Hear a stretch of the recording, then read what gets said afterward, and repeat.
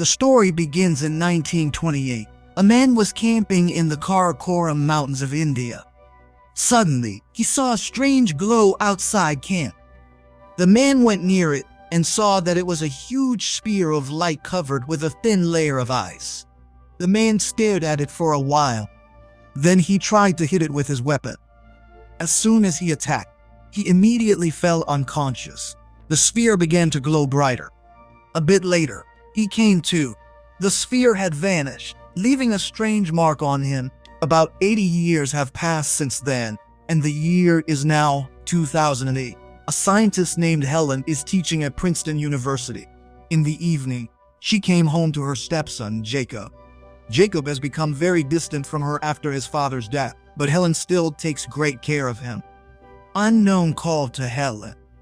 "Cars coming for you." Right then, the police surrounded the house, and an FBI agent knocked at the door. He said Helen must go with him immediately. They weren't willing to tell Helen anything. Helen didn't want to leave Jacob all alone like that. But just then, the neighbor woman arrived, and Helen left Jacob with her. They took Helen away in a car, but the FBI agent still didn't say anything. A little later, Helen arrived at an airfield where a helicopter was waiting. Inside were many scientists from different fields. They were all taken from their homes without any explanation. Soon after, they arrived at New Jersey's Linwood Military Academy. The military asked everyone to turn in their phones. Helen quickly hid her phone in her clothes. After that, her old friend Michael met her. He put Helen's name on the list of essential people because Helen works with the famous Dr. Cal. Michael gathered the scientists in a room and explained everything. An unknown object is approaching Earth from space. Looking at its trajectory, it's headed for a direct collision with Earth. Its speed is so great that destroying it is nearly impossible. So now, the government has formed an emergency team to handle the aftermath of the object's crash. The team has very little time left. The object will crash land right in the middle of New York City, which could kill about 8 million people. Post-meeting, Helen called Jacob from the bathroom. "Hide in basement." Not much. A soldier overheard Helen but didn't arrest her. She asked for the phone, saying she also wanted to talk to her family. After this, the scientists were taken to the place where the object was going to collide with Earth. Despite many attempts, they couldn't figure out what this thing was. Suddenly, missiles shut down.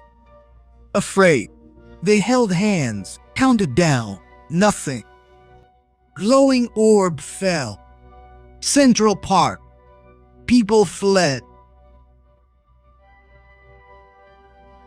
The scientists put on suits and slowly started moving towards the sphere. Everyone felt there was some strange radiation in the air. Police and military arrived, sealing the area. A bright light flashed from the sphere. An alien emerged. Helen approached. It reached out a hand. But just as Helen was about to touch its hand, someone fired a shot, and the alien fell into Helen's arms. Then suddenly, a huge robot-like creature exited the sphere. It cut power across the whole area, and it emitted a sound that made everyone's ears hurt. The robot tried to pick up the alien, but the alien stopped it with a hand gesture, and the robot shut down immediately. The injured alien was taken to a military lab. The doctors couldn't figure out how to treat this creature. Time wasted. Alien worsened. Call surgeon. Bullet removed. He was completely shocked to see that the alien's body was just like a human's on the inside. He saw that the alien's gray skin was tearing. Layer removed. Human beneath. Alien in capsule. Helen. He's dreaming. Alien woke. Capsule panic. But Helen gently calmed him down, and he became quiet.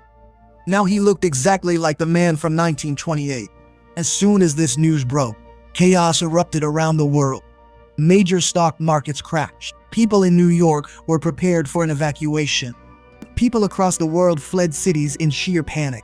Meanwhile, the defense secretary, Regina, called an emergency meeting. They found out that the aliens had hacked a spy satellite. and more shining spheres began to land all over the world. Regina reached lab, heard scientists report. The alien mask sample shows 3 distinct DNAs. Inside, it has a gray-colored layer on top that acts as a protective shield. This makes it seem that aliens had come to Earth before and had taken human DNA samples. Because of that sample, this alien can take on a human form. When Regina went to meet the alien, he was speaking perfect English. The alien asked for some water. His hand was trembling. He said it would take him some time to get used to this body. Ignored her questions. After this, Helen asked gently, and the alien replied that his name is Klaatu, and he has come on behalf of many civilizations. He requested a meeting with the United Nations, but Regina refused. Upon hearing this, Klaatu refused to say anything more, so Regina ordered them to inject him with truth serum and then take him to a secure location for interrogation. Scientists believed Klaatu was humanity's greatest discovery. They didn't want at all to hand him over to the Secret Service. But Regina felt that this alien was a huge threat to humans. Therefore, the Secretary of Defense will make this decision. Michael and Regina started arguing. Then Helen intervened and said she would give the alien the injection and run all the tests herself. Helen was handed a truth serum bottle. Then she slipped into the pharmacy, hid a saline bottle on herself, and smuggled it out. Regina told Klaatu that he would be taken to a more secure location. Klaatu said, "Let me go. I have to leave this place," but Regina refused. She said that you tried to enter our planet illegally and your robot attacked our army. To this, Klaatu said, "How would I know the rules when I haven't even been on the planet? And as for the robot, it only activates when there is a conflict, and I had stopped him." But Regina ignored this and told Helen to give the injection quickly. Helen injected Klaatu with saline instead of truth serum. She quietly told him to run. Afterward, Helen was swiftly taken away. And there, they tied Klaatu to a chair and took him into a room. There was a lie detector machine there. The agent asked him some questions and kept watching the readings on the monitor. Klaatu gave some vague answers and then reprogrammed the machine with his power and gave the agent an electric shock. After that, Klaatu took control of the agent's mind and asked how to get out of the base. He also ordered the agent to hand over his suit. Then Klaatu took control of the security cameras and saw the locations of all the guards. Shriek fell all. Alarm. Stampede. Klaatu strolled out. Meanwhile, Helen stole a sample of the alien's mask. Regina ordered all forces to capture the alien as soon as possible. Soon, Klaatu reached the station. It was chaotic there. Many trains were canceled. Klaatu started feeling hungry because half of his body was human. He used his power to get a sandwich from a vending machine. A small child was surprised to see him. Now Klaatu began to observe people a little, and he saw that people get angry even after a short wait. Dizzy. Klaatu bled in the bathroom. He fainted. A few hours later, Helen received a call that a patient at the station wanted to see her. Helen realized it must be the alien. Helen got Klaatu at station. Jacob misbehaved in car. Klaatu told Helen, "That gray-colored layer that was on me, you have it," to which Helen replied yes. As soon as Klaatu applied that layer to his wound, the wound suddenly started to heal. At that very moment, the military tried to attack the robot, but the robot activated as soon as it sensed a threat. It took control of the entire military system and destroyed everything in just a few seconds. The army couldn't do anything against it. Helen was driving with Klaatu on a specific route, exactly as Klaatu had instructed. Jacob saw that everyone was fleeing the city. He also began to express his hatred for the aliens. He said that the aliens should be destroyed. Why our planet? If alive, he'd fight. Finally, they arrived. Jacob went to the bathroom, and Klaatu asked Helen about her family. Helen explained that Jacob's father was a military engineer and his mother died giving birth to him. Helen married Jacob's father, but he also died after some time, and now Jacob lives with Helen. Then they went to a fast food restaurant where Clara met with Mr. Wu. Mr. Wu is also an alien who came to Earth 70 years ago. He had been studying human behavior until now. He said bluntly humans are very stubborn, resist change, fight each other, and will eventually destroy themselves. Klaatu agreed with him and said that the time has come to start the operation. But Mr. Wu doesn't want to leave Earth because he has seen humanity's worst and best. And now his family lives here on Earth, so he'll stay with them all until he dies. Then the military placed powerful panels around the robot. They thought this would block the robot's power. The emergency line got thousands of calls from people reporting seeing Klaatu. Guff, see him, dead or alive. Report. To NJ, Klaatu had Helen stop. He entered the woods. Helen followed. Jacob stayed. Saw odd insects. Klaatu watched water. Suddenly, a radiant sphere rose from the river, and Klaatu triggered the emergency process. That action activated every sphere that had appeared worldwide. Startled, Helen returned. Jacob feared she'd wed Klaatu, replacing his dad. Helen, won't happen. Jacob ran into woods. She followed. Bright light. All these spheres are leaving Earth. Only one sphere remains on Earth, which is Klaatu's own. Klaatu came back and said, "Take me to the city." Helen asked, "Why go there?" "Why?" He said, "Humans are destroying the Earth. In this entire universe, there are very few planets like Earth where people can live and life can thrive. Klaatu believes Earth would be perfect if humans were removed." Hearing this, Helen panicked instantly. She explained to him that humans can change and should be given another chance. But Klaatu revealed that they have been watching humans for years. Unchanged, selfish, irreversible. Cop spots Klaatu, stops. Go now. Surrender. Jacob told Klaatu not to harm the police officer, but Klaatu said not to worry. The pain would be minimal. And with a wave of his hand, he pushed Helen's car onto the police officer, crushing him. Klaatu charged the car, shocked the cop's heart, revived him. Not killing, clearing. Helen thought Klaatu could stop everything. That's why she said she would take him to a man who would change his mind. At this time, people from the Secret Service are trying to understand the spheres that have gone up from Earth. In the video, they learned that the glowing spheres were taking Earth's creatures into space. Regina understood that these spheres were taking away creatures without whom life would become impossible. Doom imminent. Robot silo. Global riots. Money had no value anymore. People started looting. Meanwhile, Helen took Klaatu to Carl, who is a Nobel Prize-winning scientist, with whom Helen works. Klaatu saw a formula written on the board and started correcting it. Carl immediately started solving the problem with him.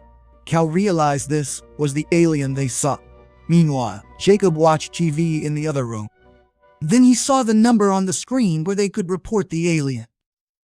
In the living room, Carl asked Klaatu how his people have survived until now. Peace. Son died. We changed. Dying. Humans ending.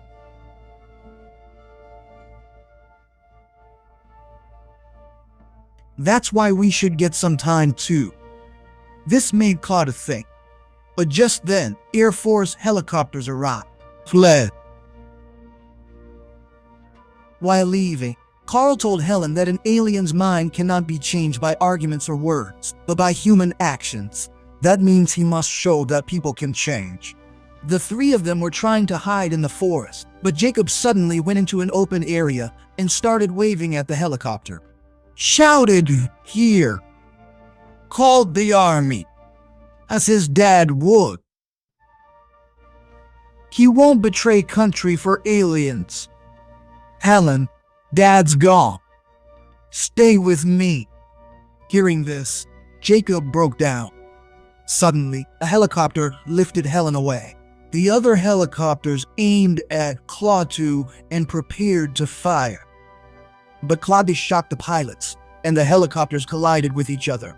Meanwhile, Jacob, terrified, ran into the forest. But Klaatu immediately went after him and saved him from falling into the river. Klaatu convinced Jacob that he was with him. Meanwhile, Helen was taken to Regina. Helen requested to be released because Klaatu listens to her, and only she can stop him. But Regina refused. Spec Ops test robot. Diamond drill used. Drill breaks. The technician went to get another drill, but strange bugs were rapidly growing in the cracks of the broken drill, and they began to continuously eat the drill. Then the robot completely broke down into tiny nanobots. Small, bug-like machines that started eating everything. Windows shattered. People tried fleeing, but the base was sealed. Moments later, all turned to dust. The base was destroyed. Military informed Regina they can't destroy the nanobots. Firing missiles or anything similar will only make the swarm grow even faster still. Now they are spreading in every direction like a cloud, and they are destroying everything in their path. When the alien bugs reached the stadium, it turned to dust in seconds. Seeing it, Regina knew they were helpless. That's why she released Helen so that she could talk to Klaatu. Michael also went with her. In the forest, Klaatu took Jacob to a cabin. Call Mom. Meet somewhere safe. Jacob, Klaatu left. On the way, Jacob admitted that he no longer wanted to have Klaatu killed. Hearing this, for the first time, Klaatu thought that maybe humans are not as bad as he thought. After a while, they reached the cemetery where Jacob's father's grave is. Jacob cried and asked Klaatu, "Can you bring my dad back to life like you did with that police officer?" But Klaatu said that even his power has a limit. I can revive a person who has just been injured or died, but how can I revive someone who died years ago? Let's go. Helen hugs him, accepts Dad's death, and they both apologize to each other for their behavior.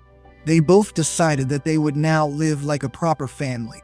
Seeing this, Klaatu realized humans hold love and goodness inside, and deserved another chance. Helen promised humanity would truly change in time. So Klaatu said that he would try to stop the nanobots. Meanwhile, the cloud of nanobots was completely consuming New York. People, buildings, cars, everything was being destroyed. Regina told the president that they were trying to handle this whole problem peacefully. But the president panicked. No, keep attacking. That alien is dangerous. Jacob, Klaatu, and Michael hurried back to New York, where the last sphere awaited. En route, soldiers blocked the passage. Klaatu, straight. Michael. Soldiers chased, then ordered to halt. Central Park. Military. Scientists gone. Air Force bomb. Car flip. Blast. Michael died. Helen, Jacob, Klaatu survived. The nanobots entered their area and started destroying the car. So Klaatu led Helen and Jacob towards the sphere. But nanobot clouds completely blanketed the sky. Seizing a chance, the three hid under a bridge. Jacob fainted, nosebleed. Helen's too. Klaatu explained that the bugs have entered you too and are slowly eating you from the inside. Helen said to him, "Please save us." Klaatu held her hands, used his power to draw worms from her body into himself. Then Jacob awoke. Klaatu admitted Call was right. Even humans can change when they are very close to their end. Then Klaatu looked at them one last time, and then entered the cloud of nanobots to reach a sphere. As soon as he touched the sphere, his body shattered, and all the nanobots were also destroyed. The dead nanobots began to fall like snow all over the world. But with that, the electricity went out all over the world. The whole world went dark. Helen and Jacob came out and saw the sphere going up. Like the video? Like it. Subscribe. See you in